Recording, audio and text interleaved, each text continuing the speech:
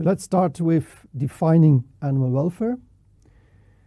Well, the first definitions of animal welfare in the context of animal agriculture started really with the intensification of livestock production.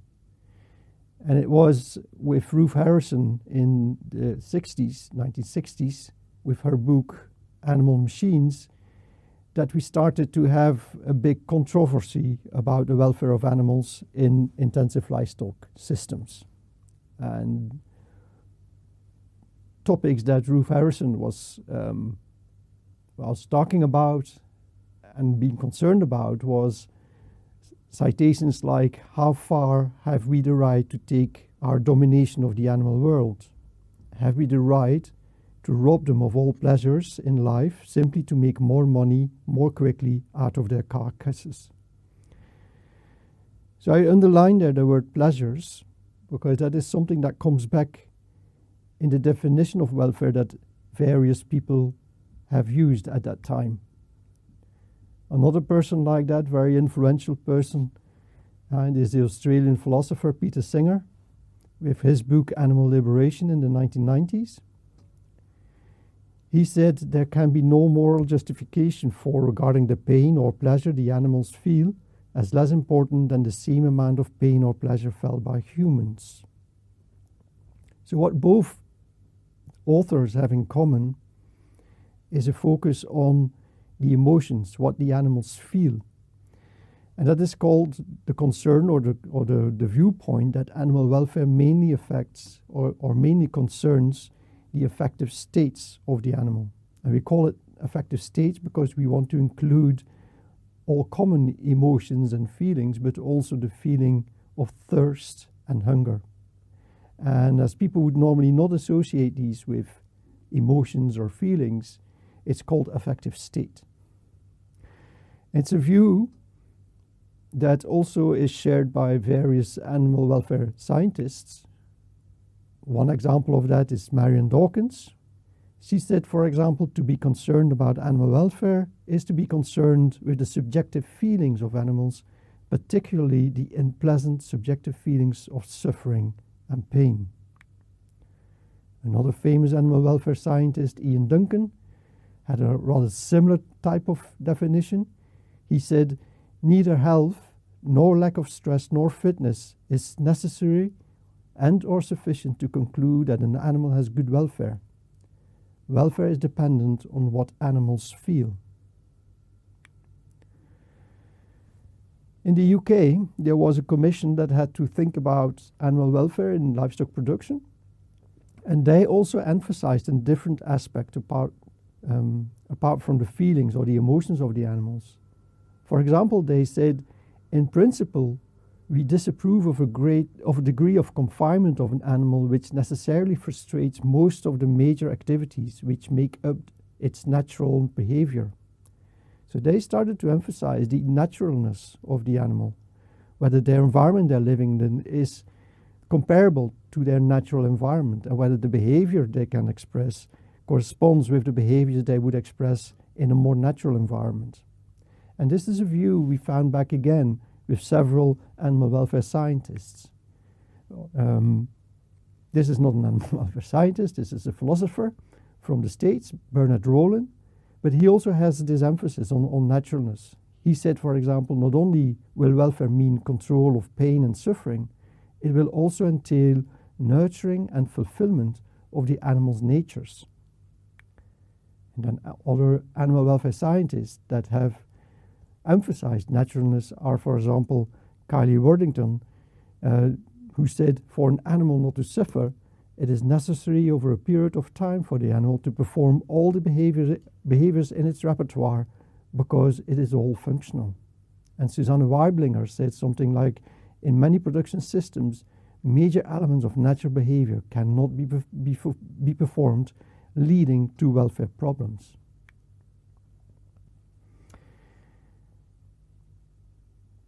Often farmers and veterinarians tend to focus yet another aspect of animal welfare, which we call the focus on basic health and functioning. And here you see a quote from a veterinarian called Taylor, who emphasized being free from disease, having a shelter, having sufficient amount of food and water, and so on. And then Sainsbury, who was training veterinarians, he said, good health is the birthright of every animal that we rear, whether intensively or otherwise. If it becomes diseased, we have failed in our duty to the animal and subjected it to a degree of suffering that cannot be readily estimated.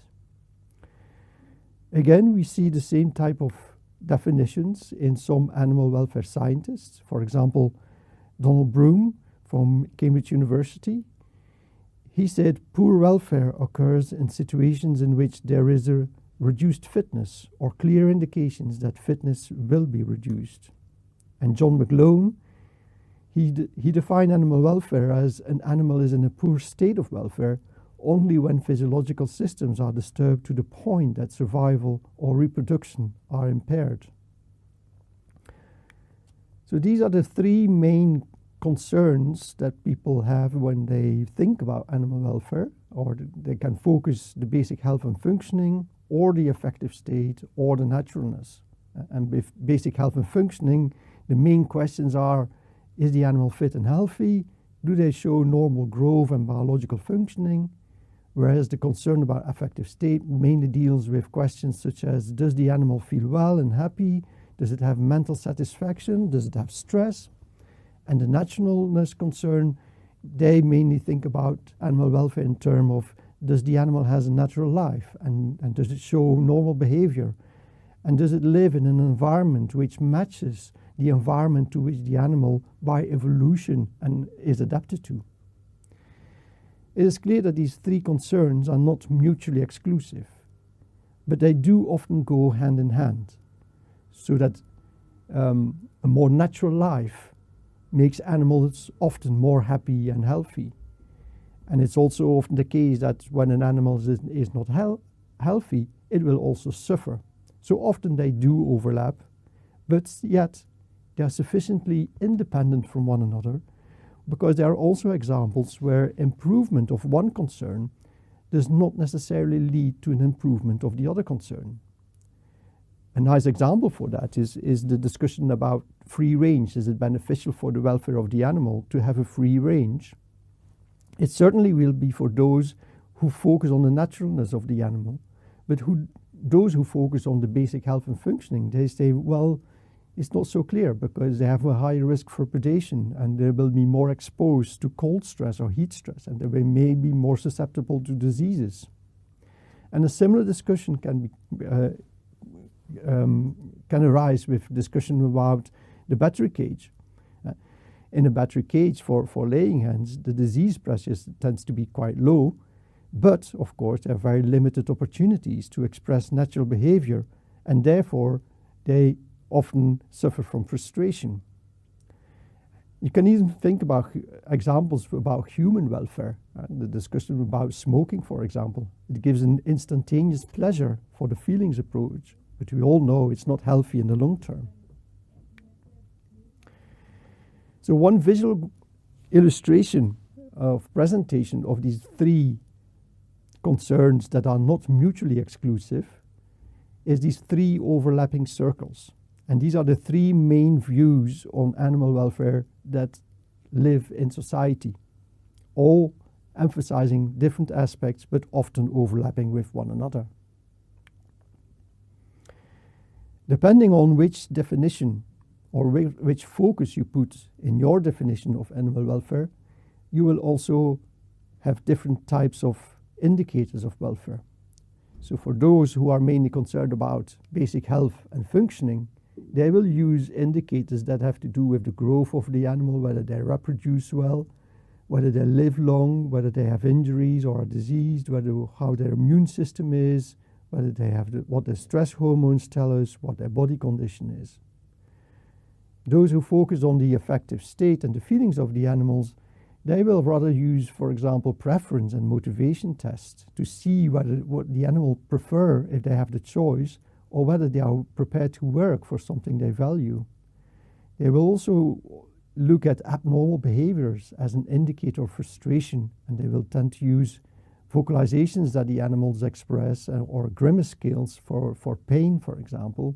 They will also look at hormones that are related to stress, and maybe they will also employ tests such as the cognitive bias tests.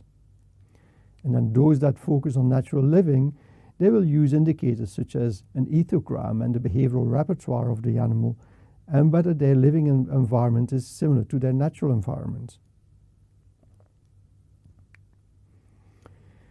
So why is it so relevant to make clear what we understand with the term animal welfare?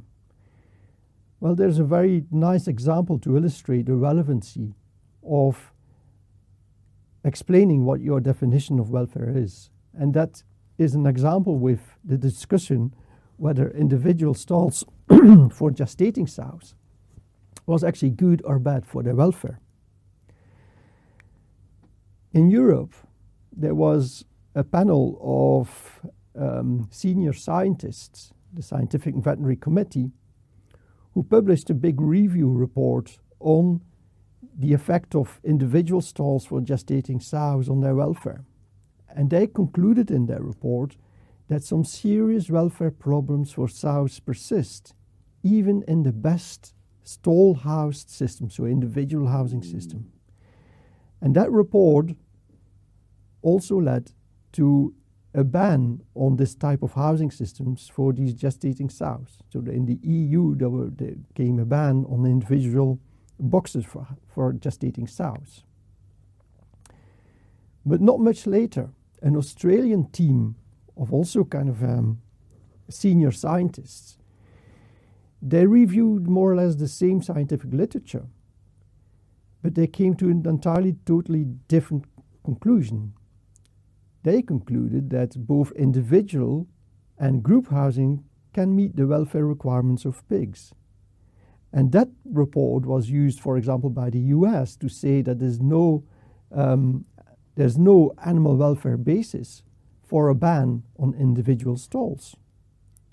So how is it possible that two renowned groups of scientists looking at more or less the same publications, the same evidence that is available in the scientific literature, coming to such a different conclusion? When we dig deeper into the whys, we found that the EU panel, they used a broad definition of animal welfare that included all three main concerns. So they used indicators of biological functioning, of affective state, and of natural behavior.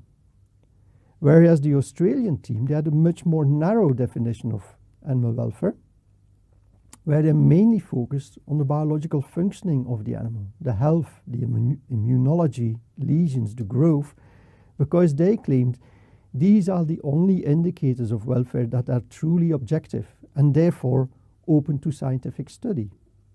Indicators of affective state are much less objective and therefore shouldn't be part of the domain of science. And they also considered indicators of natural behavior only relevant if it had an effect on the biological functioning of the animals.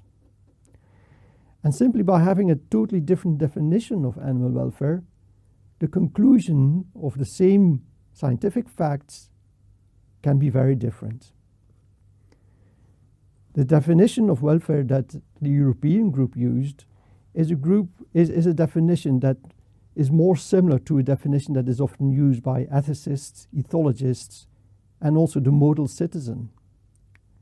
Whereas the definition that the Australian group was using is a definition that is more common among farmers or among veterinarians who often focus on the biological functioning. And I emphasized here the importance of the citizens because I want to make clear that animal welfare is a societal concept. It's not a scientific concept. That means that also a scientist cannot dictate to society what the true definition of animal welfare is. It's actually the reverse. It's society telling us, scientists, how they view animal welfare. You might be surprised that people may have such different definitions for animal welfare. And there has been some historical assessments of why that is the case, that people differ so much in how they view animal welfare. And they found some interesting links with the first process of very intense intensification, which had a huge impact also on our thinking of our own human welfare. And that was to do with the Industrial Revolution. And you had people who were very much in favor of that revolution, who were thinking that that is really a good thing for society, for humanhood, whereas others were very more critical and skeptical about the effect of Industrial Revolution and factories on the welfare of humans. So you had these pros and cons for the benefit of Industrial Revolution. And so you had those that defended Industrial Revolution with arguments saying that they had big belief in progress of humanity, the health of people was improving, people became more rational based on science and technology. There was a big focus on the productivity of these factories and the automation. And finally, people were breaking free from superstition, ignorance, the whims of nature, and the drudgery of the artisanal work. Whereas those that were more skeptical and critical about Industrial Revolution, they were more in favor of simple and natural living, of emotions being very important, about the individual having freedom. And nature was not seen as something that had to be overcome, but nature was seen as something that is more the ideal state for humanhood as well. And that kind of still determines how also people nowadays think about intensive farming, but then related not to human welfare, but to animal welfare, where the factory has now been replaced by intensive farming. If you would ask what my personal opinion is, what my personal definition of animal welfare is, then I'll try to explain that with this illustration. I would depict it more like this. First of all, I think that these overlapping three circles overlap much more than presented in the previous slide. Because I think that health and the natural environment have a very strong influence on the affective state of the animal. So I think a greater overlap between these circles is needed. Secondly, for me, animal welfare has got to do with the feelings of the animal, about the affective state. If an animal is ill, but it is not associated with any negative feelings, it's not an animal welfare problem for me. The same, some behaviors are maybe natural, but if the animal cannot perform it and doesn't suffer from it, or doesn't have any emotions that go associated with performing that behavior, for me it's not relevant for its welfare. So for me, animal welfare is only to do with the affective state and the feelings of the animal. That also means that we only talk about animal welfare for sentient beings. And we know that almost all farm animals, there's little discussion that they are sentient beings, they are capable of feeling emotions. But for some other animals, like fish, this is more disputed, and certainly it is for insects, for example. If it would be clear-cut that certain insects don't have the capacity to feel, then I don't think we should be concerned about their welfare. The same, as soon as an animal is anesthetized and is subconscious, we stop being concerned about its welfare. So for me, it's also very different when we talk about animal health and when we talk about animal welfare. Although often they overlap a lot, but the main question we pose when we're talking about animal health is a chicken sick? When we talk about animal welfare, the question changes. It changes to, does a chicken feel sick? And for example, a chicken with a tumor is not healthy, but if the tumor does not cause any pain to the animal or doesn't restrict its behavior, then for me it's not a welfare problem.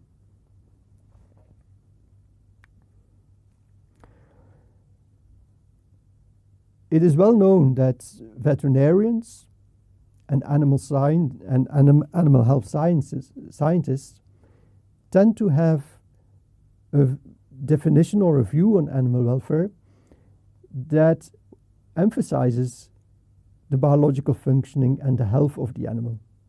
And you see that also when I did a survey amongst veterinary students, second master veterinary students from Ghent University,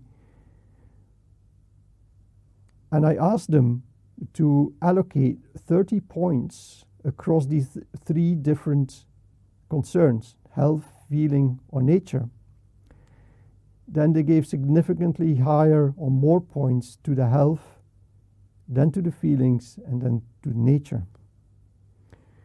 But I did the same exercise after a class practical where we were thinking more in depth about examples of animals whose welfare was compromised. And following that practical, these vet students had changed their mind slightly, in which the feelings approach became much more important, and so a little bit more aligned with my personal view, whereas the health became less important and also the natural life also became less important. It's all very good and well to say that for me, animal welfare is mainly about the affective state of the animal. But maybe it hasn't been emphasized so much in modern science because we went through an evolution in science that was very much influenced by the behaviorism in the 90s. And behaviorism, they stated that the subjective states of animals or people, it cannot be the subject of scientific inquiry because it's not objective. You can't really measure it. And things that aren't objective, factual, objective, shouldn't be included in the scientific discipline because subjective states can only be known to the individual concerned. Even I can't be absolutely certain what you feel if you say you feel frustrated or stressed. I can only assume that when I use the term, it's a little bit similar to what I feel that you are feeling. And this is what in philosophy is called the other's mind problem, which is always private. We can never be certain that we truly grasp what the other tells when another person, or let alone an animal, is showing some sort of emotion. So that's the difficulty. If we think that animal welfare mainly has to do with feelings, how do we then do scientific research on animal welfare? So there's a gridlock. And one way of getting out of that is that maybe it's not absolutely necessary to know what an animal feels exactly when it experiences pain, frustration, fear, or joy. What really matters is to know how negative or how positive is it when an animal feels frustrated, fearful, joyful. And for that we have several tests or indicators. So we can try to interpret signals that animals use to communicate among themselves about their affective state. Or we can do behavioral tests to see how attracted they are to certain situations or environments, or how aversive these situations are to them. And we can use behavioral tests like fear tests and tests of a rebound effect and motivation tests and judgment bias tests, just to know and to find out how negative or positive an animal feels, without knowing the exact nature of the emotion. Very influential, at least in Europe, has been the Welfare Quality Protocol. And Welfare Quality was a huge consortium of scientists who developed protocols for measuring farm animal welfare. And they also started off with first building an operational definition of animal welfare. And their starting point was that because animal welfare is multidimensional and a societal concept, the operational definition must cover the various dimensions like health, comfort, expression of behavior, nutrition, and it must address the concerns of society at large and of stakeholders.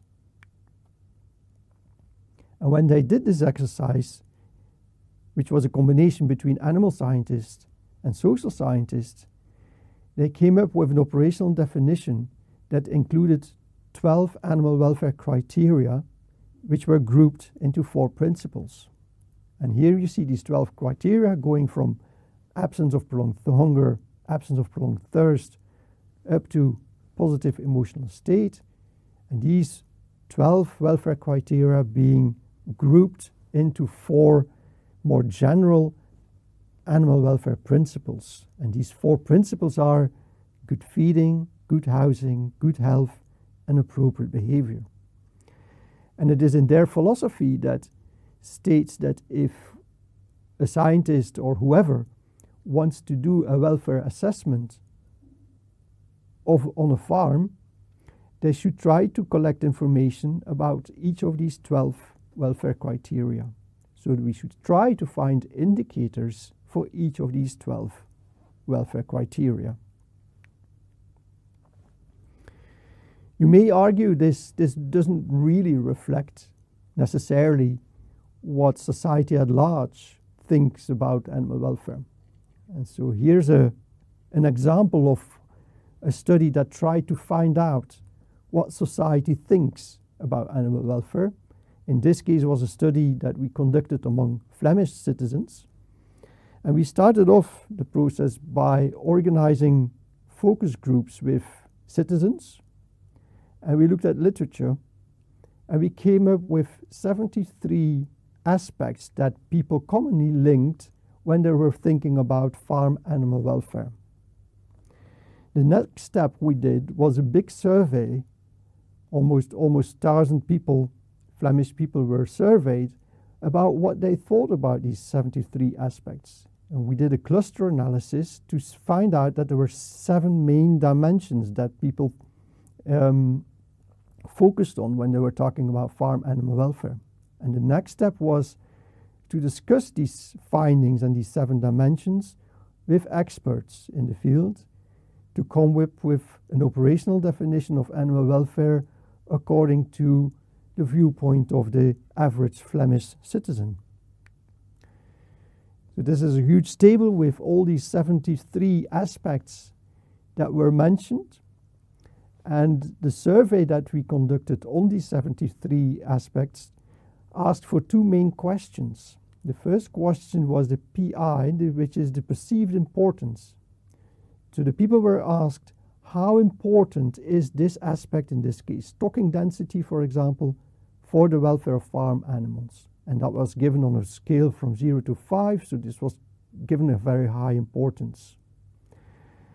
The second question was to indicate on the same scale their evaluative belief. An evaluative belief concerned how big a problem that aspect was, in their view, on typical Flemish livestock production farms. And so and then there's C, which we call the gap, which is the PI minus the EB. So it shows that the higher the gap value, so it is the highest here for stocking density, it means stocking density is something that people in society think is very relevant for the welfare of farm animals, but it is actually, the stocking density is not so good on our farms. And therefore the difference between the two is very high.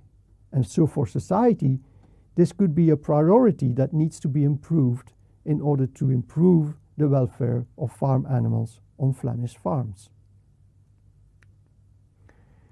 Here's an example then of the cluster analysis. And these were all factors out of the list of 73 that were related to one another.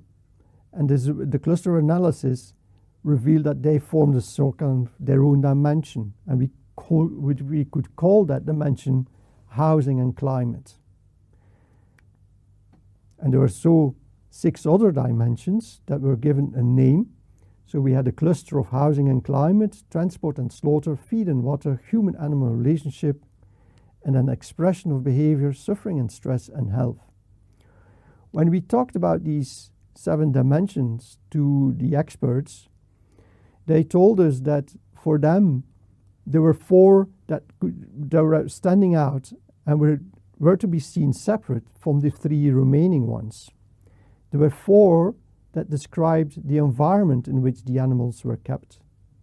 And there were 3 that were directly linked to the welfare of the animal.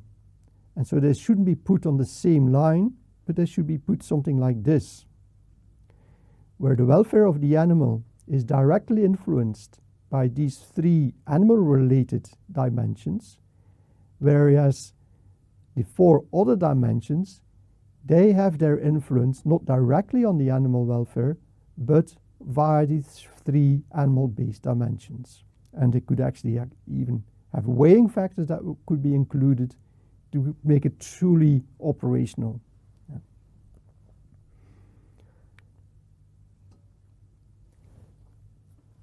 A modern definition of animal welfare that is used a lot nowadays is what is called the 5 domains model by David Meller. Yeah. And the emphasis that he has is also on affective state. So it concerns whether they feel pain, thermal comfort, boredom, frustration, happiness, and so on. Yeah. And then there's also nutrition, environment, and health, which are essential for the survival of the animal. These are seen as the basic needs. And then behavior is seen as the link between these basic needs and how the animal perceives its own situation.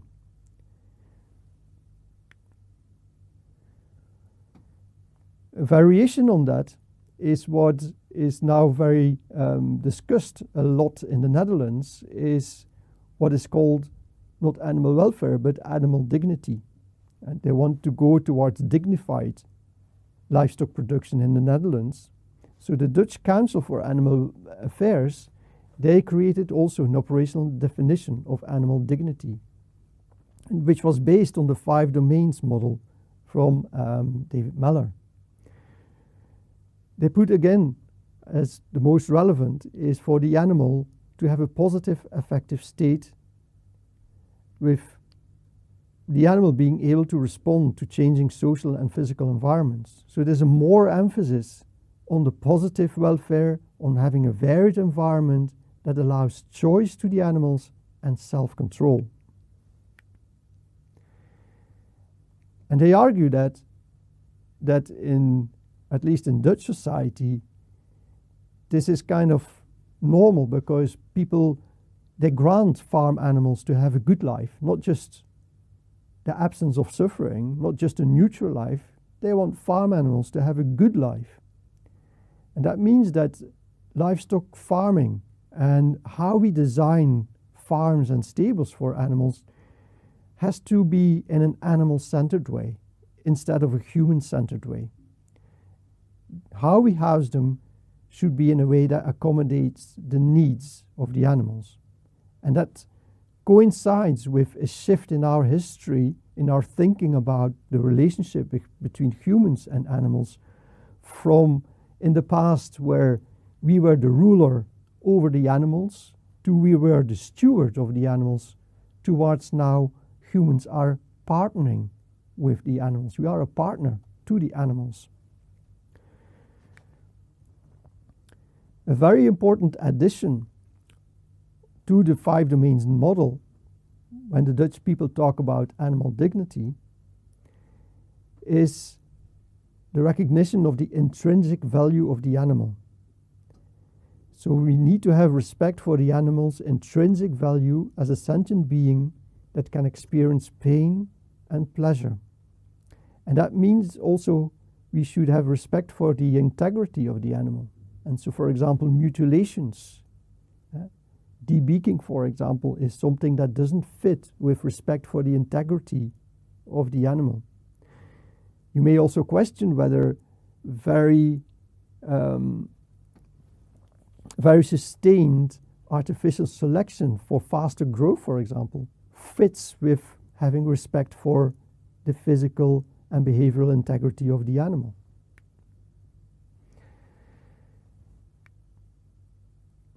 Very important again is the natural behavior, where it says that the animal should have sufficient opportunities to exhibit natural behaviors and fulfill needs. Of course, it is a difficult exercise to say which are these behavioral needs of the animals, but scientists have also come up with lists to make that more operational and to make it more explicit. And for example, those behavioral needs have been defined for pigs, and some are quite self-evident, like being able to have a good place for resting, have sufficient feed and drink, and for fattening and urination, self-care, exploration.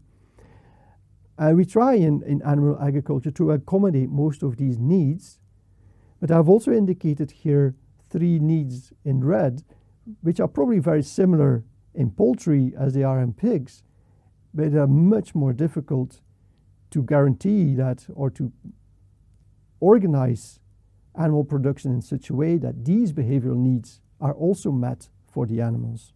And these concern, for example, sexual behavior, nest building behavior, maternal behavior, which is not possible in many poultry production systems.